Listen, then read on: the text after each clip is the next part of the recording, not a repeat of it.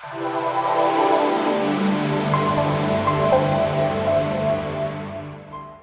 everyone, welcome back to the channel. My name is Mark and this is Richard, and we bought a 2008 C-Line SC35 with no interior at auction. If you are new to the channel, please check out our other videos, as this will help you understand progress on the project so far.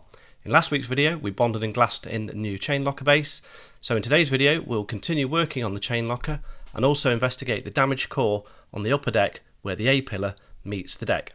So let's get straight into it.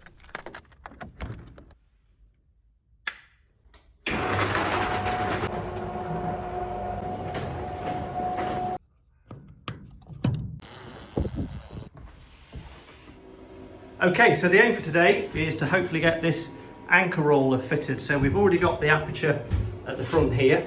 So basically this slides in out the front of the hull, and that allows us to roll the anchor out. What we need to do is just to give this anchor roller some fixing points.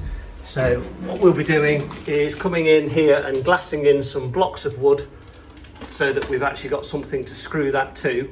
And then there's also a brace that comes in afterwards, which we can fit that afterwards once we've got the bulkhead into place. And that's the second job of the day, which is to hopefully try and get this bulkhead cut and in place. So we've got the original last bit of the original bulkhead just here. So Richard's going to come in and cut that out. And then what we're going to do is we've actually got the original bulkhead in the workshop. So we're going to use that as a template, or we've got part of it. So we're going to use that as a template. Cut that out of cardboard or some corrugated plastic, hopefully try and get a good fit, and then we'll cut that out of birch ply. And then what we'll do is we'll glass the anchor side so that that can be flow coated and made nice and watertight, and then we'll put some sort of finishing on this side. We're not decided yet, possibly glass it, or we might coat it in something. The original factory boat actually had nothing on it at all, but we're thinking we should probably coat it in something just to give it some water resistance, maybe some epoxy or something like that. So yeah, that's the plan.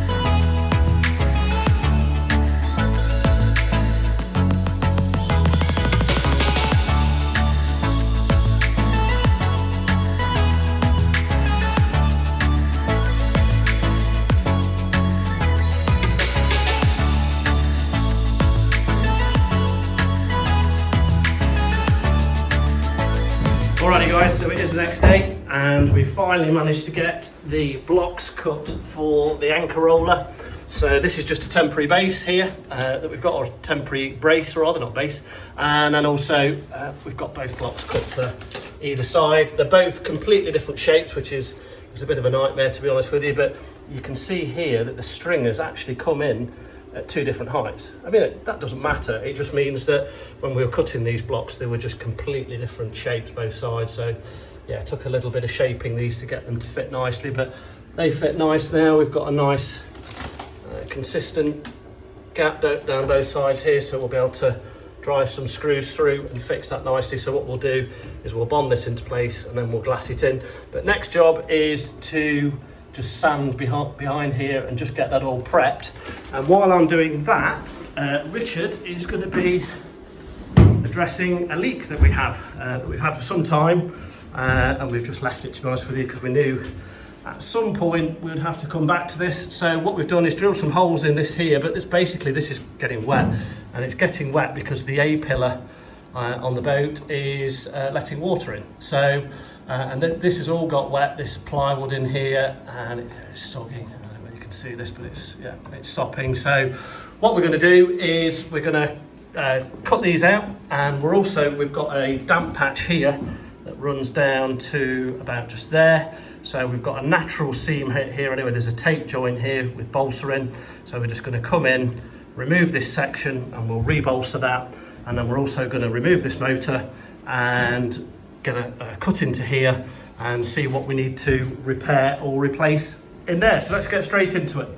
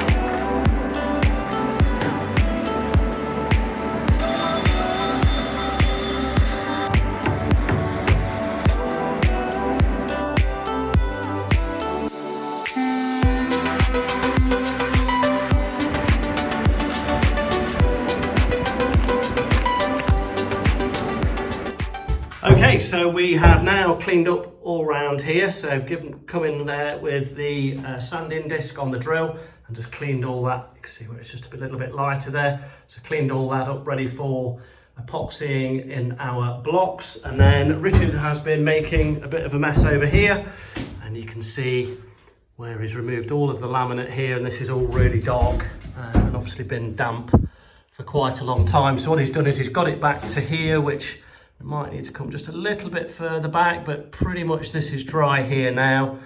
And same over here as well. So we've removed this square area here, but you can see this ply now is largely dry.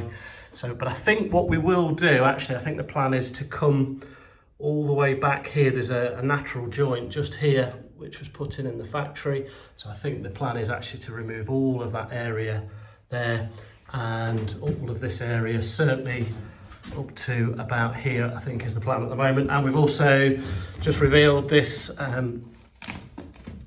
balsa core. So this was already damp, a little bit stained, but it's mainly dry there, so that's fine. So what we'll do is carry on, cut all the way down there and remove all of that balsa, and hopefully then we should get back to good dry balsa.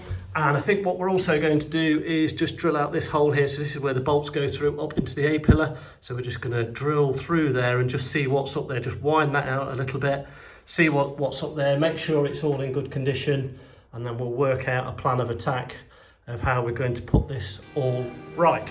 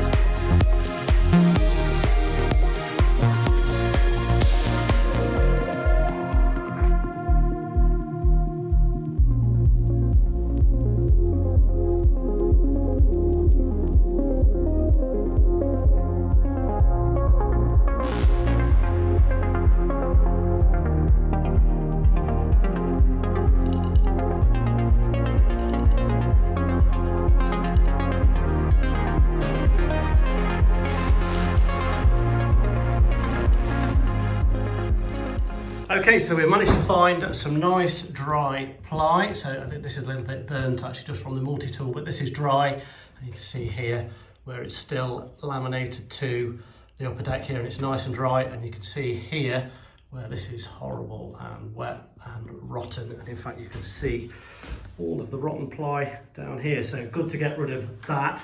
And then we've also managed to remove most of the balsa along here, the rotten balsa core.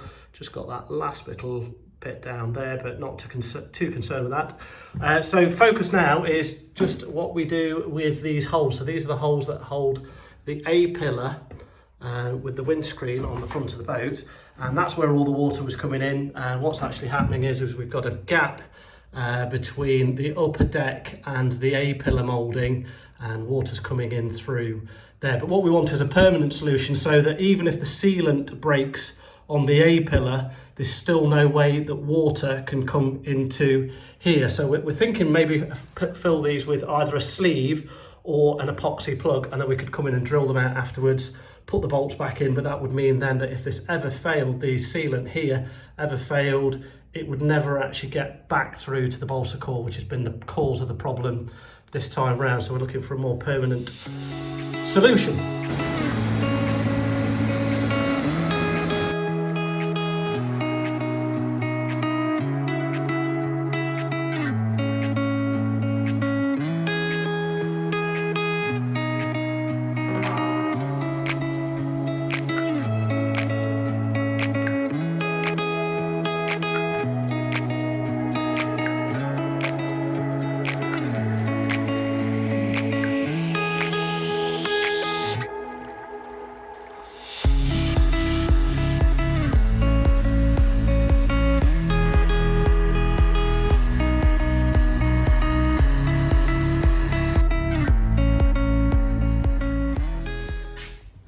Okay guys, so we've come in and coated these holes with epoxy. So originally these were probably around a 12mm hole, and then what they did, C-Line, was they fitted a stainless steel coach bolt, and then we think they possibly just filled this hole with Sikaflex or something similar, and then just pushed this bolt up through and drove that into the wood in the A-frame. In fact, I can show you on this side. So that was the original factory solution. So load of sealant, bolt up through, and that was used to hold the A-pillars down. The problem with that is if at any time this sealant fails, then what's happened to our boat is unfortunately all of this timber has got damp. So that's why we've had to dig it out on this side, and we'll be doing the same on that side as well. So what we've done is taken these holes out to 22 millimeters, and then we've coated them with epoxy for now, just to give us a temporary fix, just to keep the weather out. And then what we're going to do is come in and reline these.